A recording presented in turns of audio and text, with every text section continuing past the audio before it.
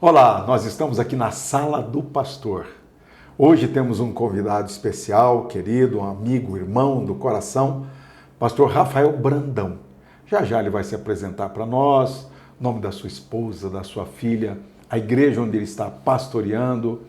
E o objetivo do nosso encontro aqui na Sala do Pastor é ouvir dele, da alma dele, do coração e daquilo que o Senhor Jesus coloca na mente dele para compartilhar. Claro que eu estou representando vocês aqui, trazendo as perguntas para ele. Perguntas que eu gostaria de fazer e perguntas que eu imagino que você também gostaria de fazer.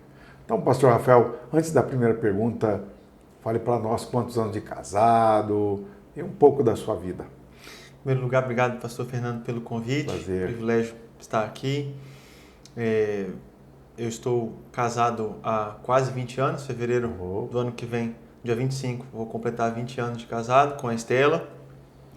Nós temos uma filha, né, a Mariana, que está com 12 anos.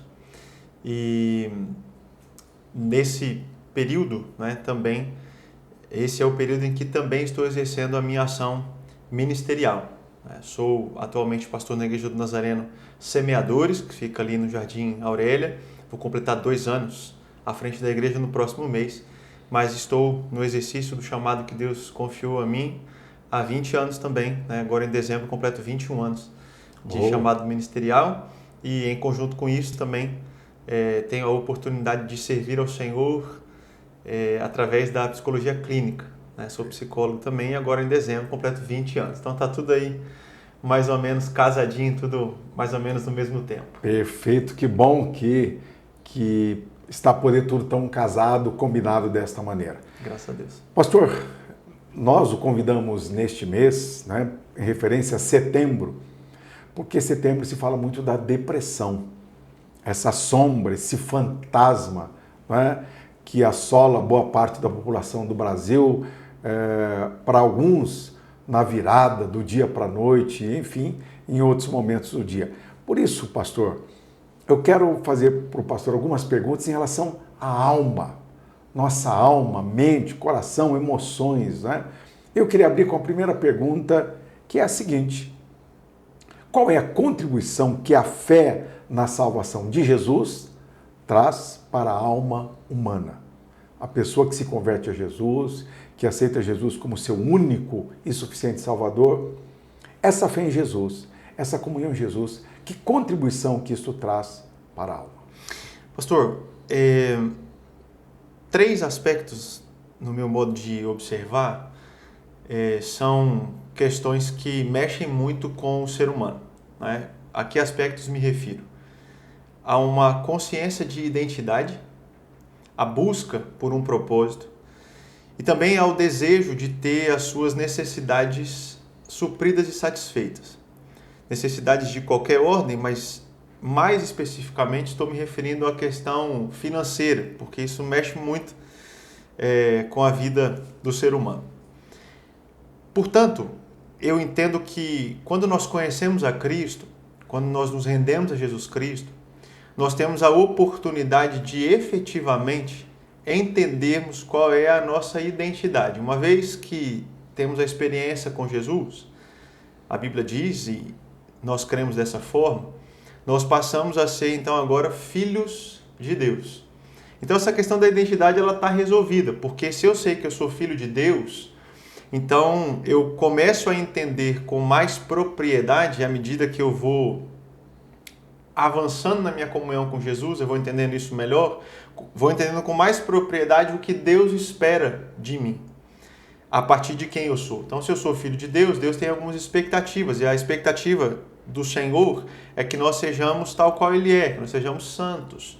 Então, eu vou começar a nortear a minha vida nessa direção. Isso me ajuda também no entendimento de propósito. Um dos questionamentos que as pessoas às vezes fazem, isso é identificado com uma certa facilidade, para que eu estou aqui? Né? Qual é o motivo da minha existência? Qual é o meu propósito? Quando nós entregamos a vida para Cristo, isso também começa a ficar mais claro para nós, ou isso fica claro. Quando Deus, por exemplo, chama Abraão, Deus o convida a ser uma bênção na vida das pessoas, né? Na vida da sua família, na vida de todos aqueles com os quais ele iria se relacionar. E eu entendo que esse é o propósito que Deus também tem para a nossa vida. Nós sermos uma bênção. Mas sermos bênção onde? Sermos bênção na nossa casa, como marido, como pai, como filho. Ser bênção na igreja, como irmãos ali uns dos outros. Ser bênção como profissional, enfim. Seja em que área estivermos. A minha vida vai ter o propósito de glorificar e exaltar o nome de Deus, porque é a partir disso que eu vou sendo uma bênção para a vida das pessoas. E esse senso também que o indivíduo busca de ter as suas necessidades supridas é igualmente preenchido quando nós temos a experiência com Jesus Cristo. Por quê? Porque Deus promete em Cristo estar conosco em todo o tempo e Ele promete também que há de suprir cada uma das nossas necessidades. Bem verdade que da nossa parte existe o compromisso de buscarmos ao Senhor em primeiro lugar, né? O seu reino, a sua justiça, e as demais coisas nos serão acrescentadas. Então eu entendo que a rendição a Cristo, ela é a resposta que o indivíduo procura para quem ele é, o que ele deve fazer e para o seu sustento. Então, de forma completa, eu entendo que a relação com Jesus Cristo faz total diferença na nossa vida. Perfeito. Essa é uma escolha, portanto, que muda a história da pessoa. Perfeitamente. A minha segunda pergunta, pastor, é em relação às nossas escolhas diárias. Ter paz. Qual escolha diária uma pessoa pode fazer para ter paz com Deus e ter paz consigo mesma? A Bíblia também diz, no que depender de vós, tenha paz. Mas, então, naquilo que depende de nós, em relação a Deus e a nossa alma, que escolha diária você, pastor, nos diz que ajuda a pessoa a guardar e manter sua paz com Deus e também ter a paz na sua alma? Não aquela paz falsa, né? Vocês se virem, eu estou em paz. Não, mas aquela paz na alma. O que o pastor diz?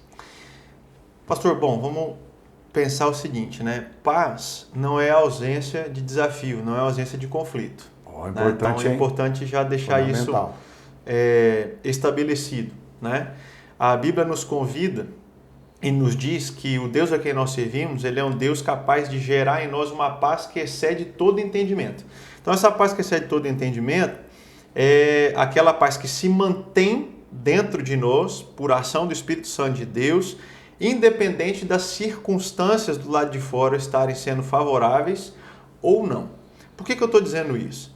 Porque normalmente nós perdemos a nossa paz, e naturalmente é dessa forma, quando nós começamos a nos preocupar de forma demasiada, né? Com o futuro, especialmente. E isso gera grande ansiedade no nosso coração, quando nós ficamos muito preocupados porque nós não sabemos o que vai acontecer amanhã, né? Ao mesmo tempo, às vezes a nossa paz ela é roubada porque nós ficamos muito preocupados com sermos rápidos demais em responder para as questões do tempo presente. Então a gente fica preso também no presente, a gente fica muito estressado, e isso também rouba a nossa paz. E de igual forma, né, algumas pessoas às vezes deixam que essa paz escoe dos seus corações porque são prisioneiras de um passado. Seja um passado que trouxe dor ou até mesmo um passado que trouxe alegria. Porque tem gente que deixa de estar em paz nos dias de hoje, no seu hoje, porque ela fica o tempo inteiro lembrando de um tempo maravilhoso que já aconteceu na vida dela no passado, mas que hoje já não é mais. Se ela não conseguir entender isso, ela não vai ficar em paz. Ao contrário, ela vai acabar muito provavelmente desenvolvendo um quadro depressivo, né? Essa também é uma questão a Esse é um destacar. mecanismo então, pastor? É um mecanismo. Eu li um livro há uns anos atrás, não me recordo agora o nome do livro, tampouco do autor, lamento não recordar, mas onde ele dizia o seguinte: o que é depressão? Excesso de passado, estresse, excesso de presente, e ansiedade, excesso de futuro. Opa. Bom, agora, a pergunta foi como manter-se em paz. Sim. E acredito que o próprio Jesus Cristo nos orienta nos dá um excelente conselho, nos dá um princípio muito fundamental para que essa paz se mantenha. E o conselho de Jesus é: vivam o dia de hoje. Basta a cada dia o seu próprio mal. Não andem ansiosos. Olha para o dia de hoje. Viva o dia de hoje. Responda às questões do hoje. Foque a sua atenção em movimentos que você é capaz de realizar agora, hoje. Ah, mas e lá na frente? Deus já está lá na frente. Deus já está cuidando de tudo. Então o que nós precisamos é aprender, e eu sei que esse é um desafio, aprender a descansar no Senhor, né? Que não está preso a passado, presente e futuro. Deus é, simples assim. E quando nós decidimos confiar em Deus, certamente nós vamos experimentar, dado por Deus ou dada por Deus, essa paz que excede todo entendimento. Simples? Não. Agora, a mesma energia que a gente vai despender para confiar em Deus é a energia que a gente despende para ficar se preocupando. Então, o que isso significa? A gente vai gastar energia de qualquer forma. Certo. Mas eu posso ser sábio. Então, já que eu vou gastar energia de qualquer forma, vamos gastar energia com aquilo que vai me gerar resultado proveitoso. Boa. Então, eu vou confiar em Deus. Porque o gasto de energia vai ser o mesmo, mas o resultado vai ser muito diferente quando nós confiamos em Deus. Perfeito, perfeito. Ora, pastor, nós cristãos, né, temos a Bíblia Sagrada. E, pastor, na sua experiência, tanto naquilo que o pastor vive, vivencia, à luz da Bíblia Sagrada, quanto como pastor, de que forma a leitura da Bíblia pode tornar a vida da pessoa melhor? Porque alguns dizem, mas vou ler a Bíblia, mesmo crentes dentro da igreja, mas eu vou ler Gênesis, vou ler Jó, vou ler Levíticos ou livros do Novo Testamento. Mas a pergunta é, pastor, para quem está nos vendo, nos acompanhando agora, é de que forma a leitura da Bíblia pode fazer diferença no nosso dia? Pastor, a Bíblia, né, de Gênesis a Apocalipse, ela tem um foco único. É falar-nos a respeito de Jesus Cristo. De Gênesis a Apocalipse. De Gênesis a Apocalipse. Portanto, quando eu leio a Bíblia, seja qual for o livro, o que vai estar acontecendo na realidade da minha vida? Eu vou estar desenvolvendo o meu conhecimento acerca de Jesus. Eu vou estar desenvolvendo a minha comunhão com Deus. E esse desenvolvimento, esse aprofundar acerca de quem Cristo é, de quem Deus é na realidade da minha vida, do propósito dele para a minha vida, do cuidado dele para a minha vida, isso muda a minha história. Então, quanto mais eu leio a palavra de Deus, mais o Espírito Santo vai trazendo ao meu coração entendimento. E esse maior entendimento, essa porção adicional diária de compreensão acerca dos atributos de Deus, de quem Deus é e do propósito dele para a minha vida, vão tornando a minha vida mais completa, vão tornando a minha vida mais preenchida daquilo que realmente importa, que é a presença de Deus e, vamos por assim chamar, todo o combo que essa presença traz. Paz, alegria, amor, bondade, mansidão, domínio próprio e os frutos do Espírito. Sim. Portanto, você que tem o hábito de ler a palavra de Deus, continue fazendo isso, porque quanto mais nós lemos a palavra do Senhor, mais nós vamos conhecendo de Deus, e quanto mais nós conhecemos de Deus, mais a nossa vida avança. O convite feito pelo profeta Oséias, se eu estiver lembrando corretamente, conheçamos e prossigamos em conhecer o Senhor, pois como a alva, a sua vinda é certa, e ele descerá sobre nós como chuva serôdia que rega a terra. Eis aí uma boa referência. Muitas vezes o nosso coração, ou na realidade o nosso coração antes de conhecer a Cristo, é uma terra seca, e nós precisamos, portanto, dessa chuva que vai garantir a colheita para a realidade da nossa vida. Então leia a Bíblia, faça a oração se quiser crescer, como já dizia lá o antigo corinho da minha época de criança. E foi longe agora, né? Foi longe, pastor. Vou ter uns 40 anos. A Mariana não conhece corinho. Não. Só conhece louvor. Só louvor. Pastor, você falou que é também psicólogo. Um cristão, ele pode sofrer depressão. Pode. Ele pode passar por depressão.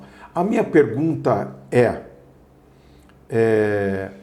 como a fé em Jesus Cristo, a comunhão com Deus e a ciência ajudam uma pessoa a ter uma saúde melhor na sua alma, né, nas suas emoções, nos seus pensamentos.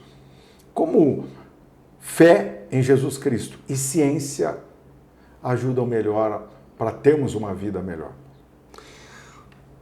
Bom, deixa eu começar dizendo o seguinte, em tom afirmativo, né? Crentes podem ter também as chamadas enfermidades da alma. Isso não somos imunes. Não, de jeito nenhum. Tá. Isso não significa que essa enfermidade, seja a depressão, ou síndrome do pânico, ansiedade ou coisa dessa natureza... Ou do capeta. Não, elas não são, né,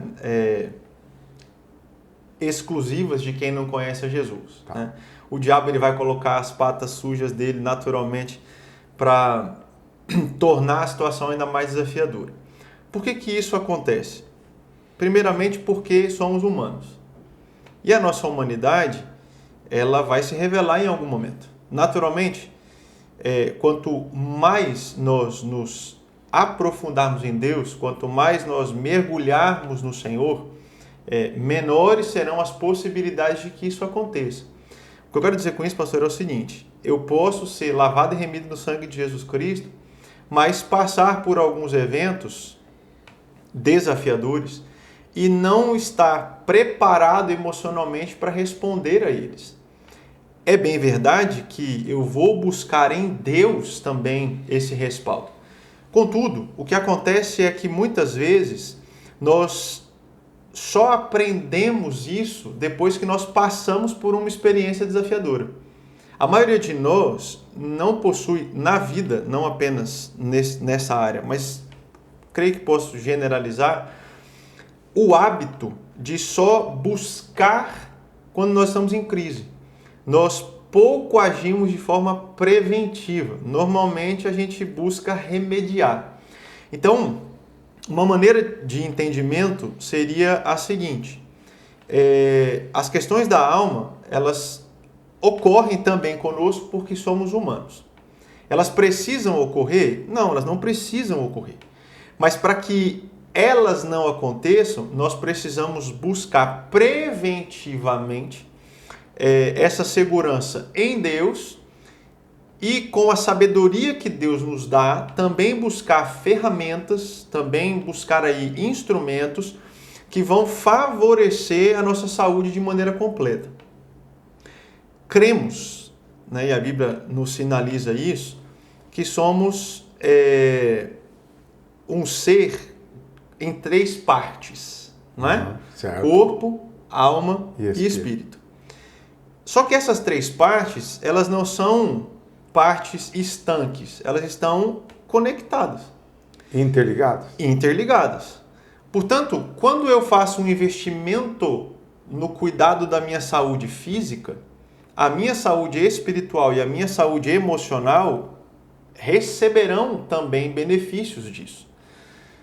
E se nós invertermos aqui a roda, quando eu estou emocionalmente investindo na minha vida, física e espiritualmente, isso gera resultado. Se espiritualmente estou fazendo esse investimento, as minhas emoções e o meu físico também serão ajustados.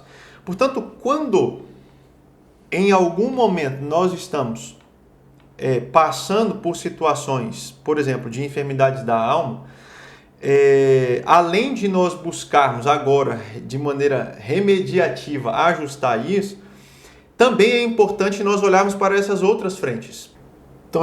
Então vamos lá. Por que isso acontece muitas vezes? Porque nós descuidamos de algumas dessas áreas. Tá. Né? Então, se nós descuidarmos das nossas emoções, nós vamos colher esse descuido. Às vezes, esse cenário emocional limitante, ele é fruto, por exemplo, de alguma experiência que eu interpretei de uma forma desfavorável, né? Então, me ocorreu aqui um tema que a gente não gosta muito de falar, mas ele acontece, e que o Senhor Jesus tenha misericórdia de nós pastores e nos dê sabedoria para que isso não aconteça na nossa vida, que é quando muitas vezes as pessoas elas acabam sendo feridas pelo nosso exercício no ministério, não é? Então, assim, dentro de uma dinâmica espiritual, dentro de uma relação ali de busca da fé, essas pessoas elas acabam tendo experiências, muitas vezes, que foram proporcionadas pela relação, por exemplo, com homens e mulheres de Deus que em algum momento também se perderam nessa caminhada. E aí muitas vezes a pessoa espiritualiza tudo isso, né? Acha que, não, peraí, vamos entender como é que está a alma, como é que está o físico, como é que está o entendimento espiritual. Será que de maneira preventiva a gente poderia ter evitado isso, né? A relação, muitas vezes, e esse é um tema muito amplo e confesso, nem sei por que eu pensei nele agora, mas dessa relação entre o pastor e a igreja. Nós não somos donos da igreja, né? Nós não temos as nossas ovelhas. O dono da igreja é Cristo, as ovelhas são do Senhor Jesus Cristo. Então, muitas vezes, essa relação com o espiritual que está desencaixada, porque a palavra de Deus vai nos ajudar nesse sentido, né, de como entender essa relação, ela pode gerar uma situação emocional que não trabalhada de forma correta, lança a pessoa, por exemplo, num campo de depressão, porque ela vai dizer assim, mas nunca imaginei na minha vida que o pastor ia fazer isso comigo e tal. Ou pode acontecer o oposto também, né? Porque em alguns momentos é o pastor que foi o alvo, de alguma forma, de algum movimento ali por parte de pessoas da igreja, e isso trouxe para o coração dele uma certa mágoa, e à medida que a gente vai alimentando essas emoções de forma equivocada dentro do nosso coração, nós começamos a abrir espaço para essas doenças da alma também. Eu acho que esse é um exemplo aí que dá para trazer nesse tema. Perfeito. Agora, pastor, há uma pergunta que eu gosto de fazer, porque nós que temos a experiência com Jesus Cristo como nosso Salvador e amamos ler a Bíblia Sagrada, viver com Deus, cumprir a vontade de Deus, nós temos alguns textos bíblicos que são chaves para nós, né? O meu está relacionado ao dia em que eu entreguei minha vida para Jesus, lá no acampamento de Serra Negra, onde vai ter o retiro de pastores. Foi ali que, de fato, de forma marcante para sempre, entreguei minha vida para Jesus. A minha pergunta, pastor, é: qual texto da Bíblia, dentre os seus textos assim, que são bases, referenciais para a sua vida, qual texto, pastor, seu é um referencial para o seu coração, para a sua alma, para as suas emoções, para o seu entendimento da vida? Um texto que me acompanha já há bastante tempo é Romanos 8:28. Texto que diz, né? Todas as coisas cooperam para o bem daqueles que amam a Deus, daqueles que foram chamados segundo o seu propósito. Esse texto, ele, para mim, faz muito sentido, e quando eu comecei a pensar nele assim de uma forma mais profunda, ali no final da minha adolescência, começo da minha juventude, e que é o tempo onde eu iniciei também a dinâmica do serviço a Deus através do ministério pastoral, ele faz muito sentido porque o exercício inicial da minha ação pastoral foi trabalhando com jovens e com famílias, com casais. Né? Apesar de estar recém-casado, né? Na época eu tinha 25 anos, mas pastoreava na oportunidade uma igreja do Nazareno em Hortolândia, e aí nós iniciamos ali um trabalho, né? Demos sequência a um trabalho recém-começado com o Ministério de Casais. E eu lembro que um pouco antes, né, até mesmo de casar, eu fiquei pensando justamente nisso, né? Como é que Deus escolhe alguém para ser agente através do qual ele vai cuidar da sua igreja, alguém que vem de uma experiência de um lar, por exemplo, que foi desfeito, né? Quando eu era criança, os meus pais se separaram. Então, se eu no lugar de Deus estivesse, a última pessoa que eu levantaria para cuidar de famílias na igreja seria alguém que teve uma experiência de um lar que foi desfeito. Porque as marcas ficam, as experiências ficam, aquilo que aconteceu lá fica registrado, não é? Então, quando a Bíblia diz que todas as coisas cooperam para o bem daqueles que amam a Deus, daqueles que foram chamados segundo o seu propósito, em absoluto estou defendendo divórcio aqui ou qualquer coisa dessa natureza, mas eu estou dizendo o seguinte, Deus é maior do que qualquer questão, e o propósito de Deus na realidade da nossa vida não será impedido por nenhuma experiência que nós tenhamos enfrentado, seja, vamos dizer assim, de forma direta por um movimento que a gente criou, ou que a gente participe dela, né, por uma consequência. No caso do desenlace do casamento dos meus pais, eu tive a questão das consequências, mas por desdobramento. Né? Mas isso que idade você tinha? Eu tinha 8 anos. Mas isso não impediu, né, o chamado de Deus para a minha vida, isso não impediu que Deus me levantasse para cuidar de pessoas. E quando eu penso também na minha ação profissional como psicólogo, eu estou o tempo inteiro lidando, né, com a emoção das pessoas, com casais, atendo muitos casais, e a única coisa que eu posso reconhecer que é Deus quem faz através da minha vida. Amém. Né? Então, esse texto para mim, ele é assim, muito significativo. Romanos 8, 28. Romanos 8, 28. Todas as coisas cooperam para o bem daqueles que amam a Deus, daqueles que foram chamados segundo o seu propósito. Portanto, você que está aí nos acompanhando, tenha sido qual for a sua história de vida. Não é que Deus fez isso para você ter uma experiência, Deus deixou. Não, Deus sabendo que isso ia acontecer, não é? Está lapidando você também com essa experiência para usar a sua vida para abençoar pessoas. Salvo engano, em Coríntios, o apóstolo Paulo vai falar isso, né? Com a mesma ação que Deus realizou na nossa vida, o termo me faltou agora, não é conciliação. Tem uma expressão, daqui a pouco talvez eu lembre, mas o apóstolo Paulo vai dizer que da mesma forma que nós fomos... não é reconciliados? Reconciliados. Reconciliados? Não, acho que não é reconciliados não, pastor. Tem uma Bíblia fácil aí? Vamos voltar essa... Você que está nos acompanhando, não é?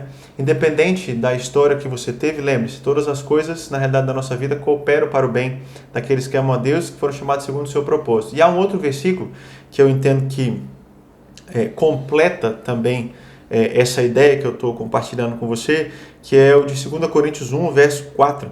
Texto na King James atualizada diz assim, que nos consola em todas as nossas tribulações, para que também sejamos capazes de consolar os que passam por qualquer tribulação, por intermédio da consolação com que nós mesmos somos consolados por Deus. Então veja, as experiências desafiadoras que nós passamos, pastor, seja por escolhas que fizemos ou em consequência de escolhas em relações nas quais estávamos envolvidos, elas até podem produzir desafios, mas isso não vai impedir que Deus use a nossa vida. E Deus, sabedor de que aquilo iria acontecer, inclusive ao nos consolar em meio àquela situação, também está nos forjando para que nós sejamos agentes dessa mesma consolação no coração de outras pessoas. Maravilha. Né? Então, esse é o Deus a quem nós servimos, né? Louvado seja Ele por isso. E nos transforma em úteis Exatamente. Para o nosso próximo. Pastor Rafael, tem sido gostoso, tem sido... na verdade, suas palavras vão precisar ouvir de novo para acompanhar o raciocínio e para entender melhor ainda, né? Apesar do pastor ter falado de forma clara. Mas, até agora, nós te ouvimos como pastor. Indo para a nossa conclusão, eu queria pedir ao pastor que agora falasse como profeta. Porque como pastor, o pastor ele dá alimento. O pastor, se lembrarmos da figura do Salmo 23, que se refere ao nosso Senhor Jesus Cristo, né? Ele leva as águas tranquilas, ele põe para descansar, ele trata das feridas, né?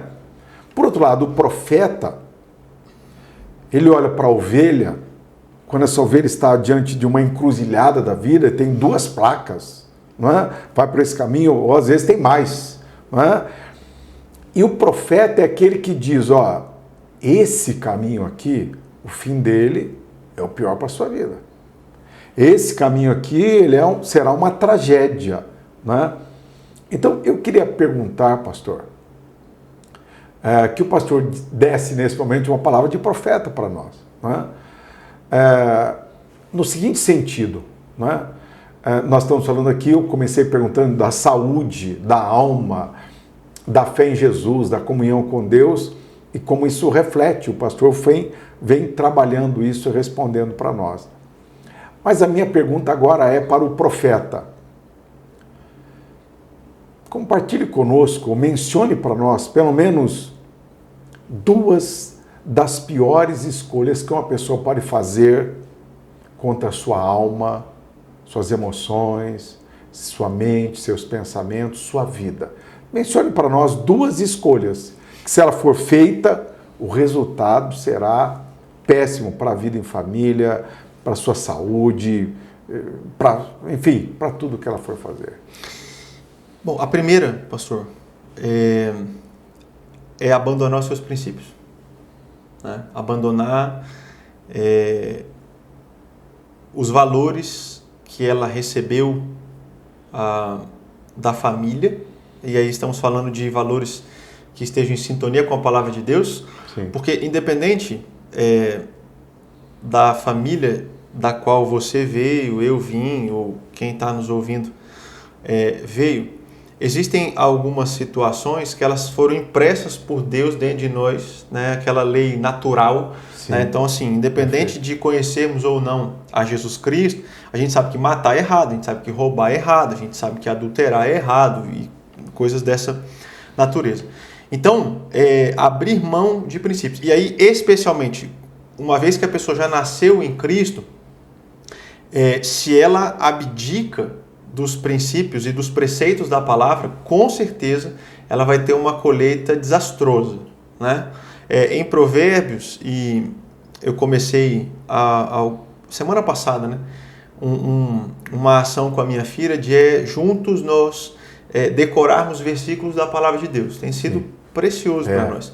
E essa semana a gente está com esse versículo de Provérbios 3, 1 e 2, onde a palavra de Deus diz assim: Filho meu, não te esqueça dos meus ensinos e o teu coração guarde os meus mandamentos, porque eles aumentarão os teus dias e te acrescentarão anos de vida e paz. Maravilha. Então, abrir mão dos princípios, abrir mão dos mandamentos de Deus, abrir mão das promessas de Deus, com certeza é uma das ações que, se forem praticadas, vai nos trazer grandes transtornos, não é?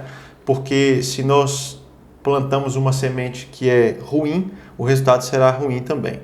Portanto, mantenha-se aí alinhado aos princípios e aos preceitos da palavra de Deus. E um segundo movimento que eu considero também bastante perigoso é o de querer viver a vida do outro. Né? De querer fazer alguma coisa só porque alguém fez. Mesmo que o outro seja um santo. Ainda que o outro seja um santo. E quando eu estou falando de querer viver a vida do outro, é muito no sentido de ficarmos nos comparando muito. Tá. Não é?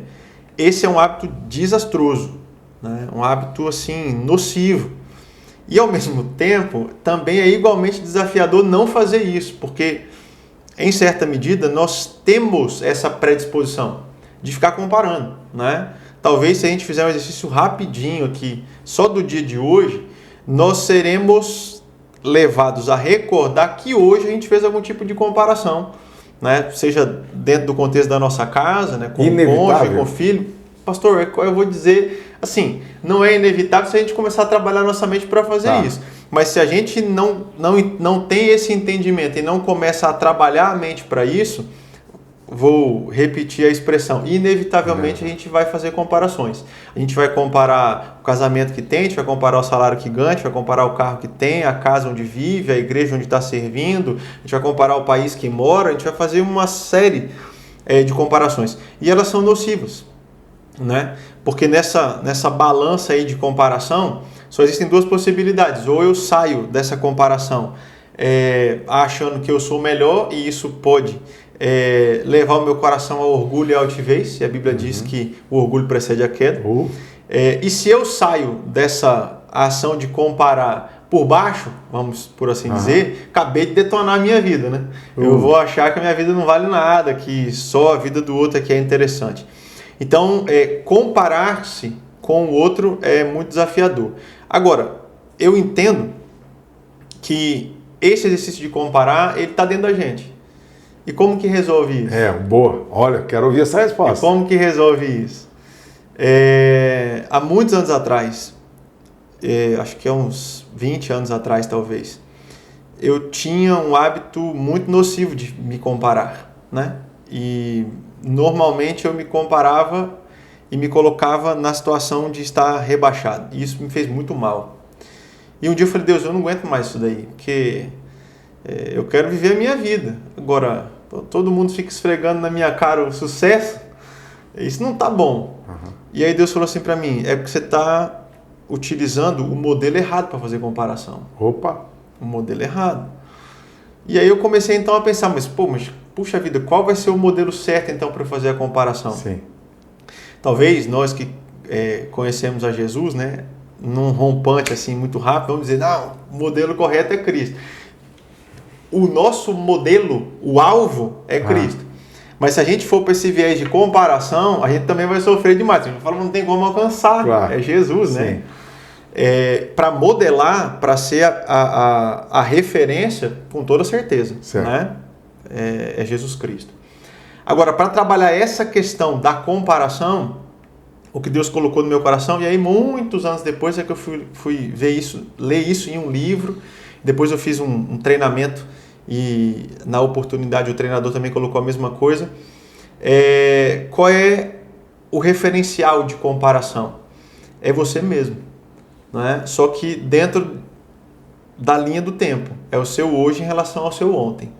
Então, uma comparação sadia, um movimento sadio para você avançar, é você, por exemplo, né, no final do dia de hoje, quando você deitar sua cabeça no travesseiro, você olhar para as áreas da sua vida, área espiritual, área emocional, área física, seus relacionamentos, a sua vida profissional, e você se perguntar em relação a ontem. E ontem pode ser ontem pode ser há uma semana atrás, há um mês atrás, há alguns anos atrás. Você vai fazer essa pergunta. Em relação a ontem, eu avancei ou eu retrocedi? Se você avançou, tá simples de entender como é que isso foi proveitoso, né? Porque se você avançou, desenvolveu, cresceu, estamos todos felizes. Contudo, se houve um retrocesso, qual é a vantagem disso? É que o seu eu de ontem continua sendo você. E o seu eu de ontem vai dizer para você o seguinte, ei, levanta a cabeça. Porque se você já foi melhor ontem, você já sabe como chegar lá. Então, repete o que você fez, volta para aquele nível e continua crescendo. Então, dessa forma, a gente não fica prostrado em circunstância nenhuma. Poxa, boa. Boa, né? Muito boa. Pastor Rafael, eu agradeço muito que o pastor aceitou vir aqui para a sala do pastor e recebê-lo e ouvi-lo, esse compartilhamento precioso do seu conhecimento em Cristo Jesus, da sua caminhada em Cristo Jesus e também, além do seu ministério pastoral, também a sua prática na clínica como psicólogo, de tal forma que o pastor contribuiu muito hoje. Não é? Todos nós aqui, com uma alegria, estivemos aqui na sala do pastor. Eu quero agradecer e que o Senhor nosso Deus o recompense. Amém. Eu que agradeço o convite, estou à disposição para próximas oportunidades também. Deus abençoe, pastor. Uma última coisa, diz para nós qual é o endereço da igreja onde o pastor está pastoreando. Ok, a Igreja do Nazareno Semeadores, ela fica na Avenida José Pansete, 525, no Jardim Aurélia. Você está convidado para nos visitar. Temos atividades às terças-feiras, 20 horas, também às quintas, 20 horas. Domingos pela manhã, às 9, escola dominical, 10h15, o tempo devocional, e domingo à noite, às 18 horas. Venha, você vai ser muito bem-vindo lá e com certeza vai sair uma palavra de Deus para o seu coração. A todos vocês que estão conosco, se gostaram, compartilhe, comente e logo, logo teremos mais um pastor aqui na sala do pastor.